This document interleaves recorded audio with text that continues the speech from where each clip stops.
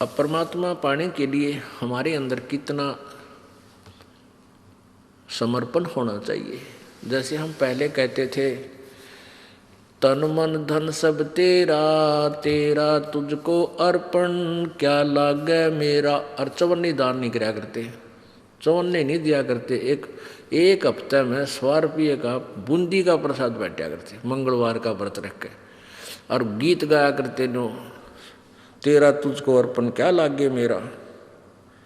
अब हम क्या कर रहे हैं, अब एक एक भक्त ऐसे बढ़ चढ़कर परमात्मा की प्यारी आत्मा इतने उभर रहे हैं, उनकी कथा सुना दो तो आप हैरान रह जाओ किस प्रकार समर्पित है मालिक पर। फिर किस तरह उनको परमात्मा दोनों हाथ दे रहा है। देते को हर देत है जहां तहां से आने, अणदेवा मांगत फिरो फिर परमात्मा सुने ना काने। जो दान करता है उसको भगवान अवश्य देगा, ये नियम है ईश्वर का। लेकिन कहाँ, सुपात्र को दान दे, कुपात्र को नहीं। अब जैसे अपने उपजाऊ खेत में बीज बोओगे समार पाक अच्छी तरह, तो डूंडा पाटेगा, यानी 1 एकड़ में 70 मन गेहूँ हो जा। अर्ज की तक कालर में अर्थात रेही में जाकर बो दोगे उतना ही बीज, वो बीज भी जल जाएगा। यानी कुपात्र इन झूठे गुरुओं के पास दान दिया भी आपका नहीं फल है। सुपात्र यानी अपने यथार्थ अपनी डहर में बोए, डहर में, डहर का अर्थ है उपजाऊ जमीन, उसमें बोए फिर देखो कितना उपजा। यानी पूर्ण संत के माध्यम से किया हुआ दान आपको बहुत गुना वापस होकर मिलता है। और नी इच्छा जो दान करते हैं बगैर किसी मनोकामना के, उसके दोनों फल हैं। वो भक्ति में भी उसका जो है ना फल मिलता है, भक्ति में भी वो ऐड हो जाता है। जैसे परमात्मा कबीर जी कहते हैं चिड़ी चोंच भर ले गई नदी न गट्टो नीरे, दान दिए धन घटे नहीं नो कह रे साहिब कबीर।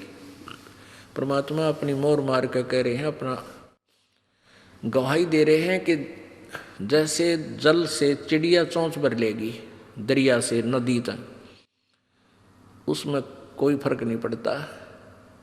इसी प्रकार आप दान करते हो, उस दान के देने से जैसे नदी का दान दिए धन घटे नहीं।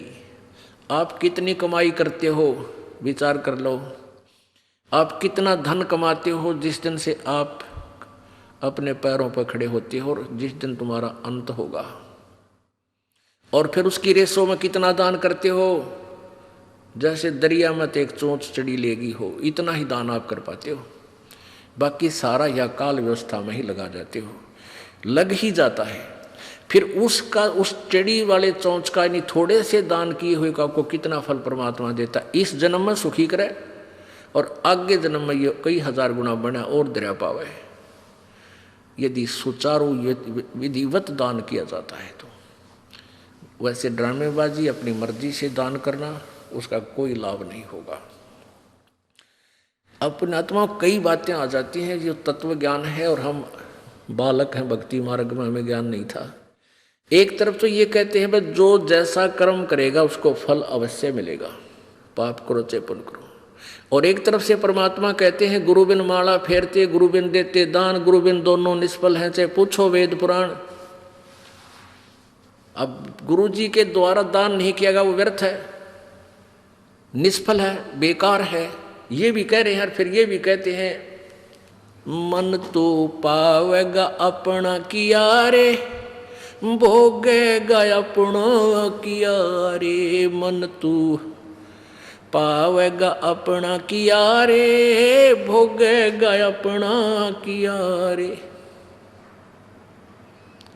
ये दोनों बात क्यों करवाई? हाँ, इसका भी एक एग्जाम्पल है।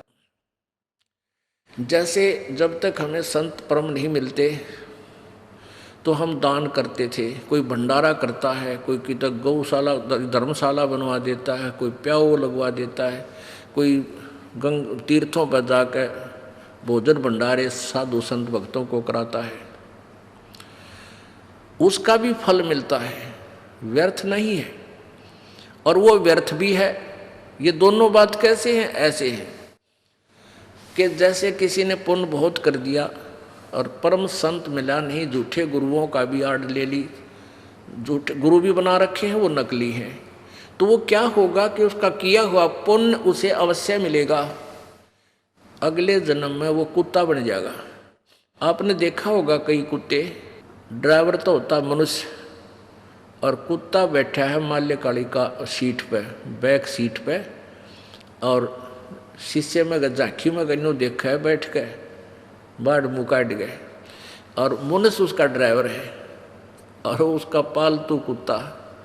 और उस कुत्ते के लिए अलग से एक रूम होता है, और 2 हफ्ते में 2 बार वेटरनरी सर्जन यानी डंगरा का डॉक्टर उसकी चेकअप करके जाता है, 3 बार उसका स्नान कराया जाता है, सुबह सुबह सैर सपट्टे करा के लाता है, और बढ़िया भोजन आहार उसको मिलता है। जन साधारण मनुष्य को भी इतना अच्छी ट्रीटमेंट, इतनी सुविधा नहीं मिलती जो कि उस कुत्ते को मिली हुई है। अब उस नालायक प्राणी ने दान तो किया और उस दान का, उस पुण्य का फल भी उसको मिल गया, पर मिला कुत्ते के रूप में। यदि वो परम संत की शरण में होता तो उसको मान ले पार ना होता तो ये सुविधा मिलती, कार भी मिलती, वेटरनरी सारी सुविधाएं मिलती, कूलर लगा हुआ उसके रूम में ये भी मिलता, और जो आज कुत्ते के रूप में मिली उसने। और मनुष्य जीवन होता तो कहीं ना उस जन्म में किता न किता परमात्मा की प्यारी आत्मा कोई संत फिर मिल जाता। अब उसने दान किया, वो किया हुआ कर्म मिला, अपना किया हुआ पा लिया, लेकिन कुत्ते के रूप में। आज तो उसने सारी सुविधा मिल गई, जो दान पुण्य किए थे भंडारे भंडूरे, और अगले जन्म में वो सूअर बनेगा। फिर क्या मिलेगा? फिर वो मिलेगा जो बता भी नहीं सकते हम, यहाँ कहते हैं विश्रम आवे, वो मिलेगा उसको खाने के लिए। तो कहने का भाव ये, परमात्मा हमें हर तरह से चौकस करना चाहते हैं कि जो तुम कर रहे हो फल वो भी मिलेगा, लेकिन वो फल यूजलेस होगा। गुरु बिन माला फेरते, गुरु बिन देते दाने, गुरु बिन दोनों निष्फल हैं, चाहे पूछो वेद पुराण।